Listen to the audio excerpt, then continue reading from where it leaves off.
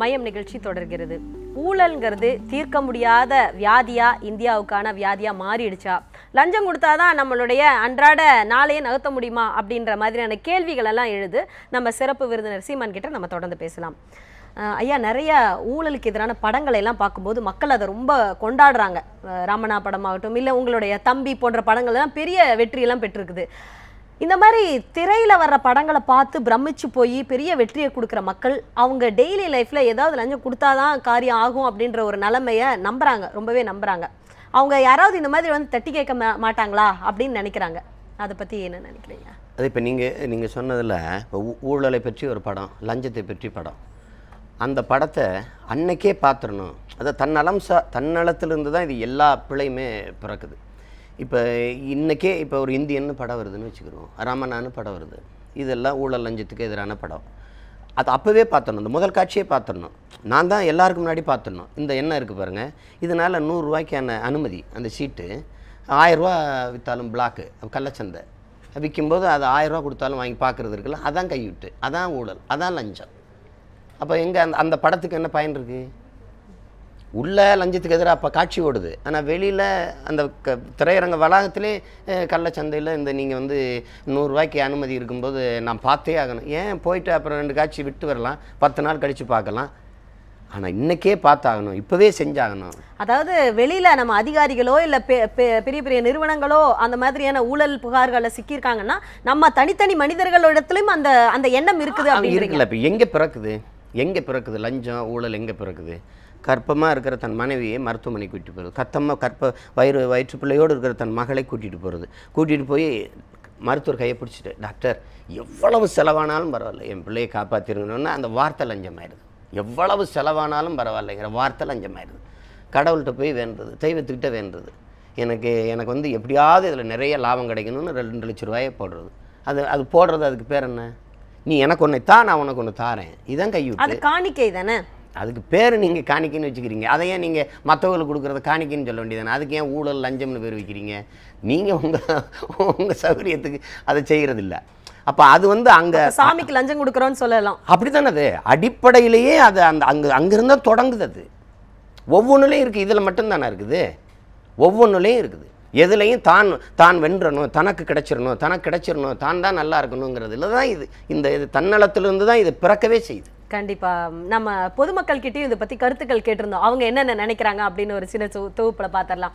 அதாவது லஞ்சம் ஊழல் இல்லாம நம்ம வாழ முடியுமா? நம்மளுடைய லைஃப்ல யாராவது நம்ம லஞ்சம் கொடுத்துதான் இந்த காரியத்தை சாதிக்கணுங்கிற அளவுக்கு தள்ளப்பட்டிருக்கிறார்களா? அதை பத்தி எல்லாம் தமிழகம் முழுக்க பல்வேறு மாவட்டங்கள்ல நாங்க மக்கள்கிட்ட கருத்துக்கள் கேட்டிருந்தோம். அவங்களோட கருத்துக்களை நாம இப்ப பார்க்கலாம்.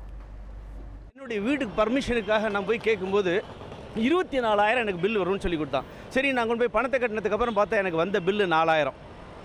18,000 சால்வ் பண்ணிட்டு 4,000 பில் கொடுத்தா, நான் கொடுத்தது 24,000 டிமாண்ட் பண்ணி அவ்வளோ வேணாம். இதை லஞ்சத்தை அதர் வழியில் தான் ஒரு இதுக்கும் இருக்கும். Every step we are seeing that லஞ்சம். ரேஷன் கார்டு இப்போ போகிறோம், ரேஷன் கார்டை போய் அப்ளை பண்ணுறோம். நீங்கள் எந்த ஒரு குடிமகனும் இப்போ ரேஷன் கார்டு அப்ளை பண்ணால் அதுட்டு 15 நாள் வருதுங்கண்ணா, 15 நாள் வராது, 4 மாதம் ஆகும். அதே நம்ம 2,000 ரூபா வச்சோம் அப்படின்னா நமக்கு 10 நாளில் வேலை நடந்துடும். இது 10 நாள் நமக்கு பெருசாக நமக்கு அலைச்சல் ஜாஸ்தி இல்லை. நம்ம ட்ராவலிங் எக்ஸ்பென்ஸ் எல்லாமே கணக்கு போட்டு பார்க்கும்போது அங்கே கொடுத்துட்டு நம்ம போய் ஒதுங்கிறது நமக்கு மரியாதை. ஒரு வேலை செஞ்சு கொடுக்க அரசாங்க ஆஃபீஸுக்கு போனால் 4 நாள் லேட் பண்ணுறாங்க. என்னுடைய வருமானம் 500 ரூபாய்னா அந்த 4 நாளுக்காக நான் போனால் 2,000 ரூபா செலவாகுது. அப்போ என்ன பண்ண முடியும்? நான் 4 நாள் 2,000 ரூபா என்னுடைய வருமானம் குறைஞ்சினா, மாதத்தில் 2,000 ரூபா வருமானம் குறைஞ்சினா அது ஃபேமிலிக்கு ரொம்ப இழப்பு. அதனால் ஒரு 500 ரூபா லஞ்சம் கொடுத்தா வேண்டிய கட்டாயத்தில் கொடுத்துட்றோம். ஏன்னா 48 மணி நேரத்தில் வேலை செஞ்சு கொடுக்குறேன்னு சொல்கிறாங்க. யாருமே எந்த ஆஃபீஸ்லேயும் வேலை செஞ்சு கொடுக்குறதில்ல. கிட்டத்தட்ட கணக்கு பார்த்திங்கன்னா இப்போது ஒரு வாரம் 10 நாள் நம்மளை அலைக்கழிக்கிறாங்க. அந்த அலைக்கழிக்கிறனால லஞ்சம் கொடுக்குறதுனால நம்மளுக்கு 500 ரூபா கொடுக்குறதுனால தப்பு கிடையாது. ஆனால் அது வேலை நடக்கிறதுங்கிறதுனால நம்ம 500 ரூபாய்க்கு கொடுத்து வேலையை வாங்கிக்கிறோம். அவங்க கேட்குற விதமே பார்த்திங்கன்னா ஒரு வேலை செய்ய முடிக்கணுன்னாக்கா அப்புறம் கேள்வி இருக்காங்க.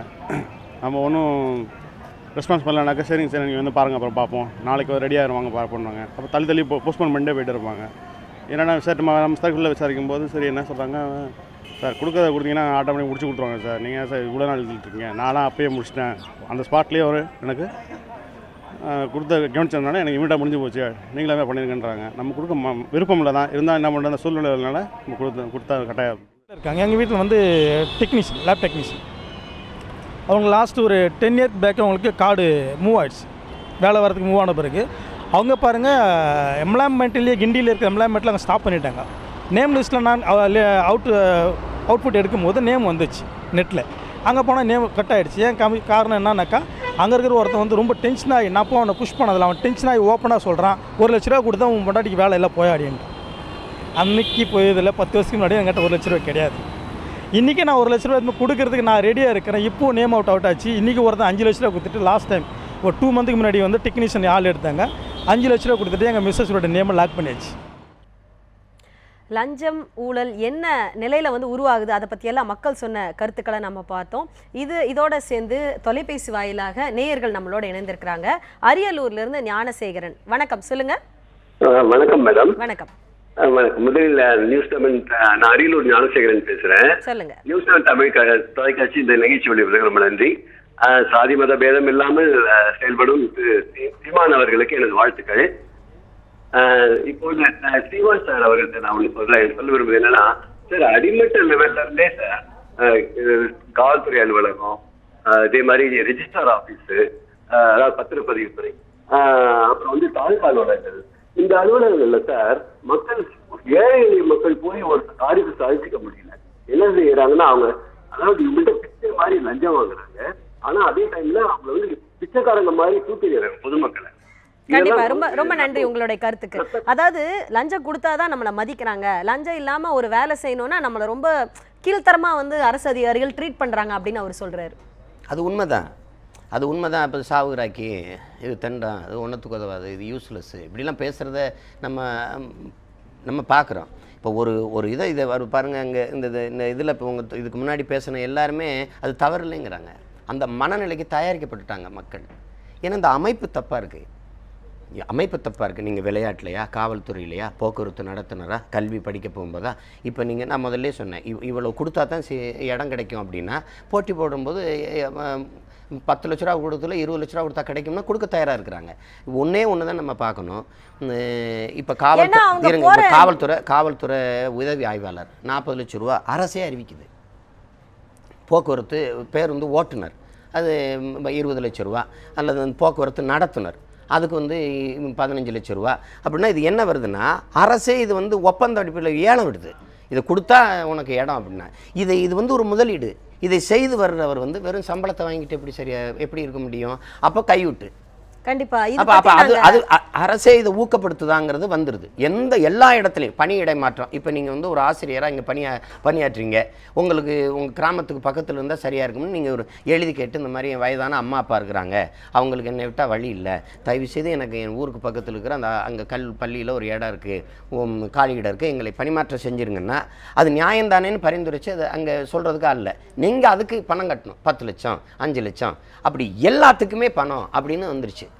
அப்போ இதனால தான் இந்த அமைப்பே தப்பு. இதை வந்து யாரோ ஒருத்தர் சரி செஞ்சிட முடியும், இதை ஒரு நாளில் மாற்றிட முடியும்னா அது முடியாது.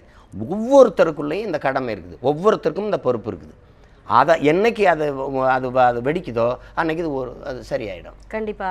இதே சமயத்துல நாங்க வந்து ஒவ்வொரு மாவட்ட அளவிலும் கூட நிறைய அதிகாரிகள்கிட்ட ஓரளவுக்காவது நேர்மையா நடந்துக்கணும்ன்ற எண்ணமோட ரொம்ப கஷ்டப்பட்டு பணி செஞ்சுட்டு இருக்கிற அதிகாரிகள்கிட்ட நாங்க பேசுறோம். நீங்க இப்ப சொன்ன மாதிரி பணியிடை மாற்றத்துக்கெல்லாம் நிறைய பணம் கைமாறுது அப்படின்றத அவங்களே ஒத்துக்கிட்டாங்க. அதுல ஒரு லிஸ்ட்டும் எங்களுக்கு கொடுத்தாங்க. அதாவது ஒரு அரசு மருத்துவர் இன்னொரு மருத்துவமனைக்கு போகணும், இன்னொரு இடத்துல போய் பணி செய்யணும் அப்படின்னா கிட்டத்தட்ட 2 to 5 லட்சம் ரூபாய் வந்து கொடுக்க வேண்டியதா இருக்கு, அரசியல்வாதிகளுக்கோ இல்ல தனிப்பட்ட நிறுவனங்களுக்கு கொடுக்க வேண்டியதா இருக்கு அப்படின்றத ஒத்துக்கிறாங்க. அதே சமயம் ஒரு டிஎஸ்பியா வேற ஒரு இடத்துக்கு பணிமாற்றம் ஆகி போகணும் அப்படின்னா கிட்டத்தட்ட 4 to 10 லட்சம் ரூபாய் வரைக்கும் அவங்க கையூட்டா கொடுக்க வேணும் அப்படின்ற ஒரு நிலைமையில இருக்கிறதா சொல்றாங்க. அதே மாதிரி ஒரு சப் ரெஜிஸ்டர் பதவிக்காக இன்னொரு இடத்துக்கு போய் அவங்க வேலை செய்யணும், அவங்களுடைய குடும்ப விஷயங்களுக்காகவோ இல்ல வேற ஏதோ ஒரு காரணங்களுக்காக வேற ஒரு இடத்துக்கு பணிமாற்றம் வேணும் அப்படின்னா 5 முதல் 10 லட்சம் ரூபாய் அவங்க வந்து லஞ்சமா கொடுக்கணும், உயர் அதிகாரிகளுக்கு கொடுக்கணும் அப்படின்றத வந்து சொல்றாங்க. இதே மாதிரி ஒவ்வொரு துறையிலையும் இருக்கிற விஷயங்களை நம்ம பார்க்க முடியுது. அதே மாதிரி ஒரு சாதாரணமா ஒரு கல்லூரிகள்ல இருக்கிற ஒரு பேராசிரியர், அந்த உதவி பேராசிரியர், இவங்க யாராவது பணியிடை மாற்றம் வேணும், வேற இடத்துக்கு போய் பணி செய்யணும் அப்படின்னா கிட்டத்தட்ட 5 லட்சம் ரூபாய் செலவு செய்யணும் அப்படின்றதையெல்லாம் சொல்லியிருக்காங்க. இது எல்லாருமே அவங்களுடைய பெயர்களை வெளியிடக்கூடாது அப்படின்றத சொன்னதுனால தான் நியூஸ் 7 தமிழ் இதை வந்து இந்த இடத்துல கண்டிப்பா பதிவு செய்யணும் அப்படின்ற காரணத்துக்காக இதை நாங்கள் குறிப்பிடுறோம்.